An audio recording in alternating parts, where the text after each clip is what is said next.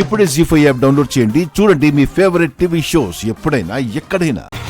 ఆట మొదలు పెడదామా? ఓకే. అయితే నువ్వు పారిపోయి దాక్కో, నేను వచ్చి పట్టుకుంటాను. అయితే నువ్వు కళ్ళు మూసుకో.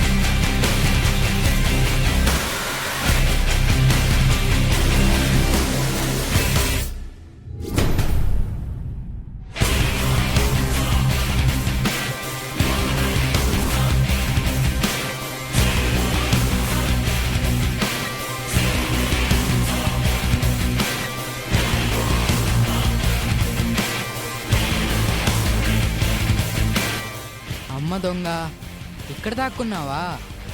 దొంగతనం చేస్తావా? నిన్ను దొంగతనం చేస్తావా?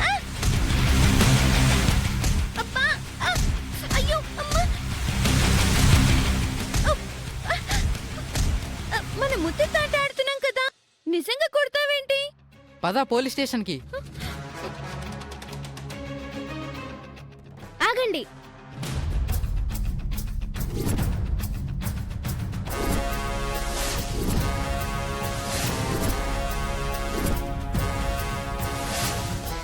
మీ దొంగ పోలీస్ ఆట నేను చూశాను.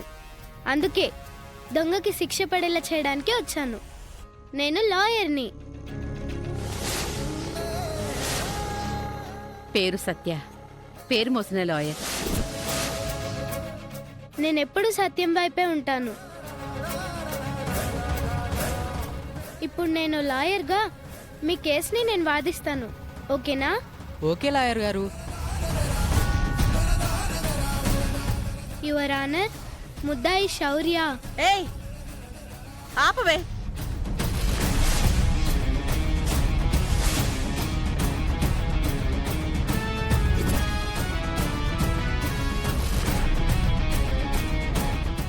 ఏమైందత్తయ్యా?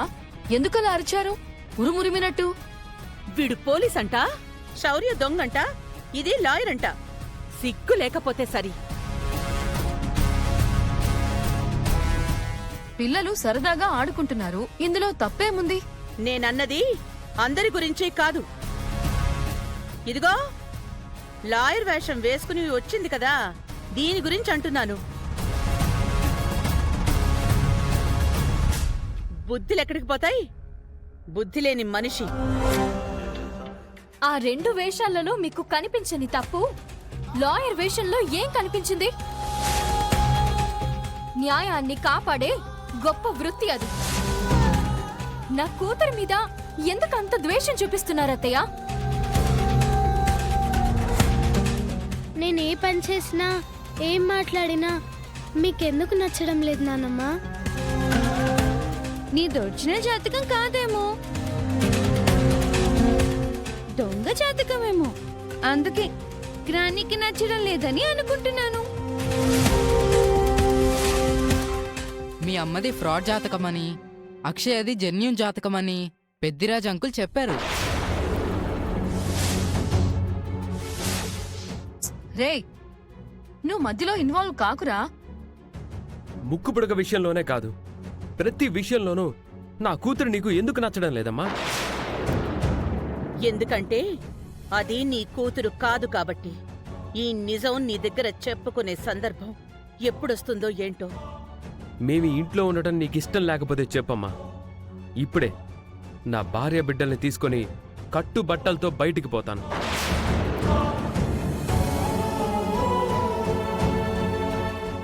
మనం ఎందుకు పోవాలి బావా? మనమేం తప్పు చేశామని? ఈ ఇంట్లో మిగిలిన వాళ్ళకంటే పద్ధతిగా ఉంటున్నది మనం మాత్రమే. మీ గొడవ మధ్యలోకి మేము దూరడం ఎందుకని ఎంతసేపు సైలెంట్ గా ఉన్నాం? మేము ఏం పద్ధతి తప్పామని ఇష్టం వచ్చినట్టు మాట్లాడుతున్నా? మీ కూతురంటే మా అమ్మకి పట్టం లేదు. మీరు తేల్చుకోండి, మధ్యలోకి మమ్మల్ని లాక్కండి. అక్షయ ఈ ఇంట్లో అడుగు పెట్టిన దగ్గర నుంచి ఇల్లు రావణ కాష్టంలా మండిపోతోంది. ఏ అక్షయ, నువ్వు మాటి మాటికి మధ్యలో కల్పించుకోకు. దూరంగా పో, దూరంగా పో, దూరంగా పో.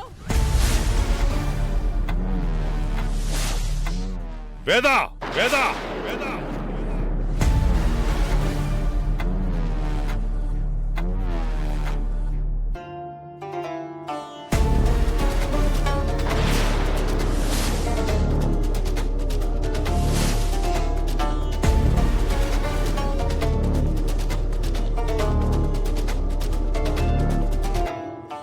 ఏమైంది నీకు?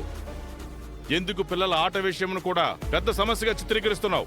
అది కాదండి. నేనంతా గమనిస్తున్నాను. నీ పద్ధతి నాకేం అర్థం కావట్లేదు వేదా. పిల్లలంటే పెద్దల ప్రతిరూపాలని అంటారు కదా. అంటే ఏంటి మీ ఉద్దేశం? శౌర్య దొంగ వేషం వేసింది కాబట్టి కృష్ణ దొంగ అనా? వదినా, నువ్వు అనవసరంగా టాపిక్ ని డైవర్ట్ చేయకు.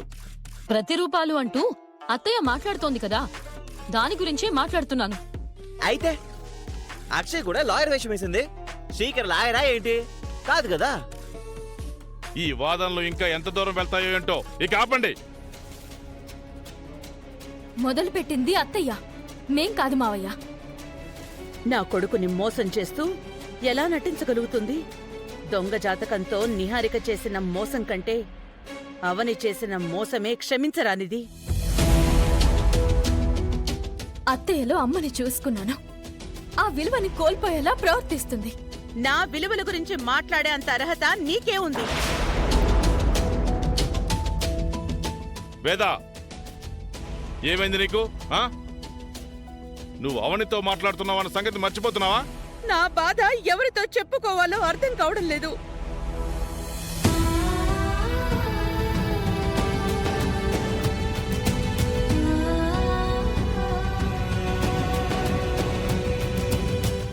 ఈ ఇంట్లో ఎప్పుడు ఏం జరుగుతుందో అర్థం కావట్లేదు. ఎప్పుడు చూసినా ఏదో ఒక గొడవ.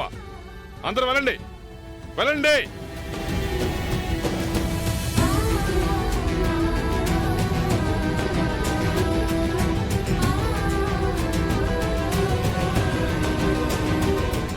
నువ్వు లాయర్ వేషం వేసుకుంటే నాన్నమ్మకి ఎందుకు అంత కోపం వచ్చిందో నాకిప్పటికీ అర్థం కావడం లేదు.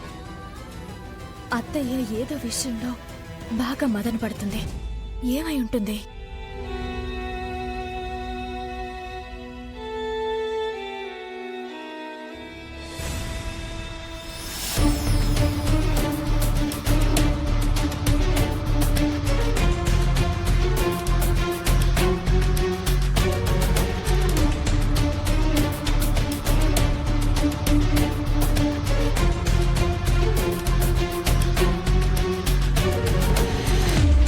జీ5 యాప్ డౌన్లోడ్ చేసి అన్ని ఎపిసోడ్స్ పూర్తి ఉచితంగా చూడండి.